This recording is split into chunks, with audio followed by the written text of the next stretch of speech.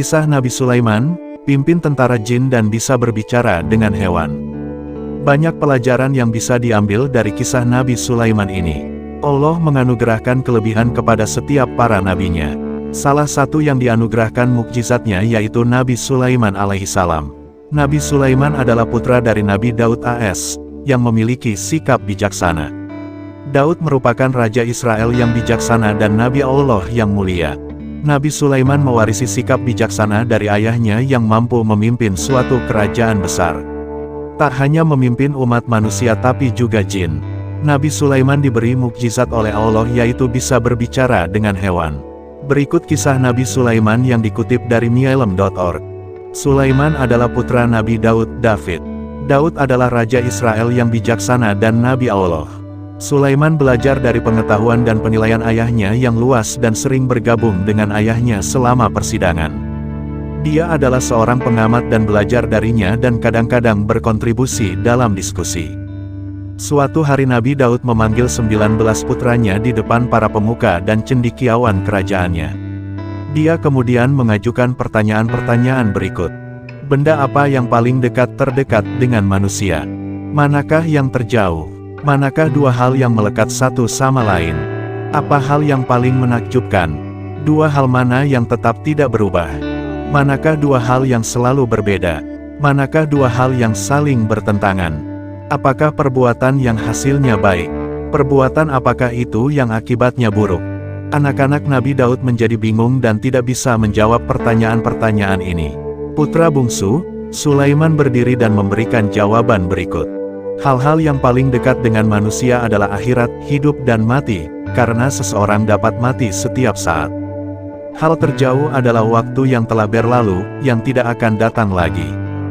Dua hal yang melekat satu sama lain adalah tubuh manusia dengan jiwa.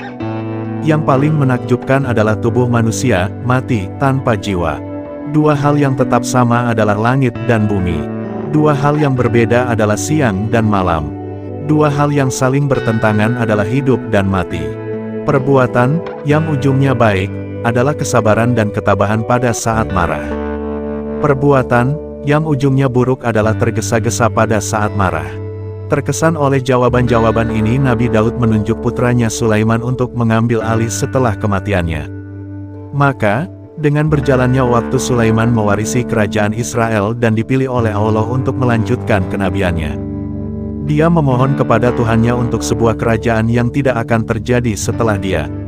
Allah mengabulkan keinginan Sulaiman dan menganugerahkan kepadanya banyak mukjizat, seperti kemampuan mengendalikan angin yang biasa ia tempuh dengan kecepatan luar biasa, jin yang berada di bawah komandonya dan tambang tembaga yang digunakannya untuk membuat persenjataan. Dia bahkan diberkati dengan kemampuan untuk berkomunikasi dengan hewan. Al-Quran menyebutkan hal ini. Surah Naml ayat 18-19. Surah Naml ayat 18-19. Nabi Sulaiman dan batalionnya yang terdiri dari manusia, jin dan burung, datang ke lembah semut. Seekor semut berkata, "Hai semut, masuklah ke tempat tinggalmu agar kamu tidak dihancurkan oleh Sulaiman dan tentaranya sementara mereka tidak menyadarinya." Mendengar hal itu Nabi Sulaiman tersenyum, geli mendengar ucapannya, dan berkata, "Ya Tuhanku, izinkan aku mensyukuri nikmat-Mu yang telah Engkau berikan kepadaku dan kepada kedua orang tuaku dan untuk melakukan kebajikan yang Engkau ridhoi. Dan masukkan aku dengan rahmat-Mu ke dalam jajaran hamba-hamba-Mu yang saleh." Surah Naml ayat 18-19. Dalam misinya sebagai Nabi Allah, Sulaiman membangun tempat ibadah yang menonjol kubah batu di Yerusalem. Dari sana Sulaiman dan para pengikutnya melakukan ziarah ke Makkah. Setelah menyelesaikan haji mereka melakukan perjalanan ke Yaman di mana Sulaiman menyaksikan mekanisme penyaluran air yang luar biasa dari Yaman. Dia ingin meniru sistem ini di tanahnya sendiri, tetapi tahu bahwa mereka tidak memiliki mata air yang cukup. Bertekad untuk menemukan cara, Sulaiman mulai mencari burung hut, yang memiliki kemampuan untuk mendeteksi air di bawah tanah. Tapi burung itu tidak terlihat. Sulaiman yang semakin tidak sabar berseru, "Mengapa aku tidak melihat burung hut atau dia termasuk yang tidak ada? Aku pasti akan menghukumnya dengan siksaan yang berat, atau membantainya, kecuali dia memberiku alasan yang jelas." Tak lama kemudian, Hupu kembali ke tuannya dengan berita bagus.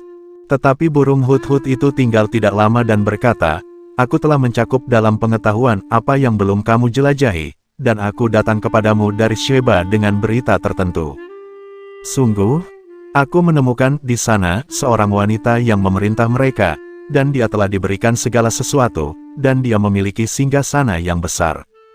Aku mendapati dia dan kaumnya bersujud kepada matahari sebagai ganti Allah, dan setan menjadikan mereka rida terhadap perbuatan mereka dan menghalangi mereka dari jalannya agar mereka tidak mendapat petunjuk, dan agar mereka tidak sujud kepada Allah, yang mengeluarkan apa yang tersembunyi di langit dan bumi dan mengetahui apa yang kamu sembunyikan dan apa yang kamu nyatakan Allah. Tidak ada Tuhan selain Dia, Tuhan Arsy yang agung." Surah Naml ayat 22-26. Nabi Sulaiman berkata, "Kami akan melihat apakah kamu benar atau termasuk pendusta. Ambillah suratku ini dan kirimkan kepada mereka. Kemudian tinggalkan mereka dan lihat jawaban apa yang akan mereka kembalikan." Surah Naml ayat 27-28. Burung hut terbang kembali ke istana Bilqis dan menjatuhkan surat Sulaiman di hadapannya. Dia segera bersembunyi dan melihat apa yang terjadi. Setelah memperhatikan surat itu, Bilqis mulai membacanya. Sungguh, itu dari Sulaiman. Bunyinya, "Dengan nama Allah, yang Maha Pemurah lagi Maha Penyayang, janganlah kamu ditinggikan terhadapku, tetapi datanglah kepadaku sebagai Muslim." Bilqis segera memanggil para pemimpinnya dan meminta nasihat mereka. Mereka menjawab, "Kami memiliki kekuatan besar, dan kemampuan hebat untuk berperang, tetapi Andalah yang harus memerintah, jadi pikirkan apa yang akan kamu perintahkan." Bilqis, bagaimanapun, tidak mendukung perang karena mereka tidak mengetahui jumlah pasukan Sulaiman.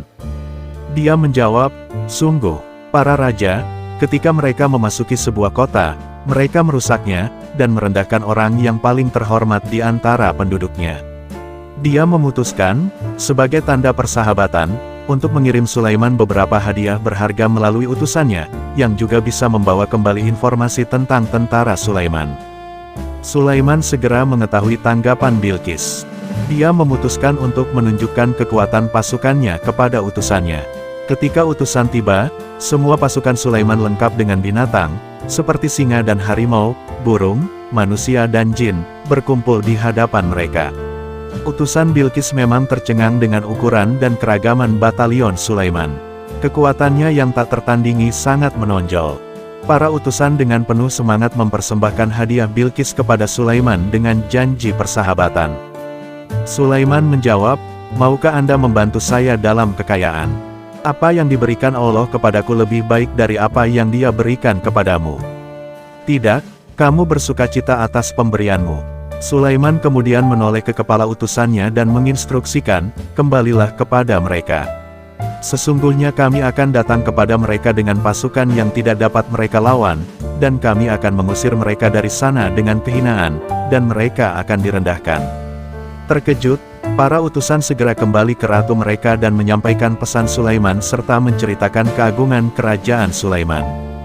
Bilqis memutuskan untuk bertemu langsung dengan Sulaiman, bersama para pejabatnya. Setelah menerima berita ini, Sulaiman memutuskan untuk menunjukkan kepada Bilqis dan pejabatnya kekuatan mukjizat yang diberikan kepadanya oleh Allah. Dia bertanya kepada pasukannya, "Siapa di antara kalian yang bisa membawakanku tahta Bilqis sebelum mereka datang kepadaku, menyerahkan diri mereka dalam ketaatan?" Ifrit, salah satu jin yang kuat, segera menjawab Nabi Sulaiman, "Aku akan membawanya kepadamu sebelum kamu bangkit dari tempatmu. Dan sungguh, aku benar-benar kuat dan dapat dipercaya untuk pekerjaan seperti itu." 27-30. Namun Sulaiman tetap bungkam, menunggu tawaran yang lebih baik. Jin lain yang mengetahui kitab suci berbicara, "Aku akan membawanya kepadamu sebelum pandanganmu kembali kepadamu." Dan ketika Sulaiman melihatnya diletakkan di hadapannya, dia berkata, "Ini adalah dari nikmat Tuhanku untuk menguji aku apakah aku akan bersyukur atau tidak bersyukur. Dan barang siapa yang bersyukur, maka syukurnya itu hanya untuk kepentingan dirinya sendiri. Dan barang siapa yang ingkar maka sesungguhnya Tuhanku Maha Kaya dan Maha Pemurah." 27-40. "Aku akan membawanya kepadamu dalam sekejap mata. Dan dalam sepersekian detik tahta Bilqis dibawa dari 2000 mil ke Nabi Sulaiman. Sulaiman sendiri kagum dengan keajaiban yang diberikan Allah kepadanya dan sangat memuji Tuhannya. Sulaiman kemudian menginstruksikan jin, menyamarkan tahtanya, kita lihat apakah dia akan mendapat petunjuk kebenaran atau termasuk orang-orang yang tidak mendapat petunjuk. 27:41, dia kemudian memerintahkan jin untuk membangun istana dengan lantai yang terbuat dari kaca tipis tapi kokoh, di bawahnya mengalir sungai-sungai. Ketika Bilqis tiba, singgasananya langsung menarik perhatiannya. Melihat reaksi Bilqis terhadap tahta, Sulaiman bertanya, apakah tahtamu seperti ini? Bilqis benar-benar bingung. Dia bertanya-tanya apakah tahtanya benar-benar sampai di sini atau apakah mungkin seseorang menirunya. Dia menjawab dengan hati-hati, seolah-olah itu sama saja. Sulaiman menilai dia cerdas dan diplomatis sehingga dia kemudian mengundangnya ke istananya. Ketika Bilqis hendak masuk, dia mengira lantai kaca itu air dan mengangkat roknya.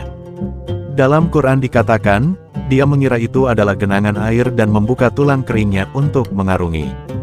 Dia berkata, sungguh, itu adalah istana yang lantainya dibuat halus dengan kaca.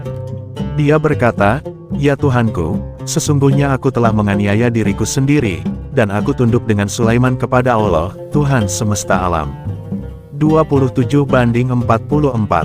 Bilqis menyadari bahwa kerajaan Sulaiman memang tidak seperti istana yang pernah dilihatnya sebelumnya. Dia menyaksikan kebijaksanaan dan kerendahan hatinya bersama dengan kekuatannya yang besar dan menerimanya sebagai utusan Allah. Dia bertobat dan memeluk Islam bersama dengan bangsanya. Kematian Nabi Sulaiman. Ilustrasi rumah Nabi Sulaiman. Ilustrasi rumah Nabi Sulaiman. Nabi Sulaiman hidup dan memerintah dalam kemuliaan. Sebagian besar pekerjaan publiknya dilakukan oleh jin sebagai hukuman karena membuat orang percaya bahwa jin memiliki pengetahuan tentang yang gaib. Sulaiman mengajarkan umatnya bahwa hanya Allah yang memiliki pengetahuan seperti itu. Bahkan kematian Nabi Sulaiman pun menjadi pelajaran dalam hal ini. Masa depan tidak diketahui baik oleh jin maupun oleh para nabi, tetapi oleh Allah saja. Sulaiman duduk sambil memegang tongkatnya, sementara dia mengawasi beberapa jin yang bekerja di tambang.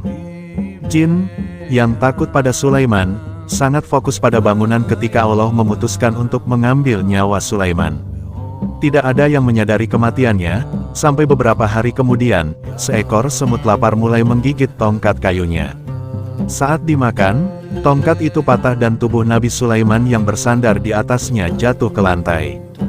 Orang-orang berlari ke nabi mereka, dan segera menyadari bahwa dia telah lama meninggal.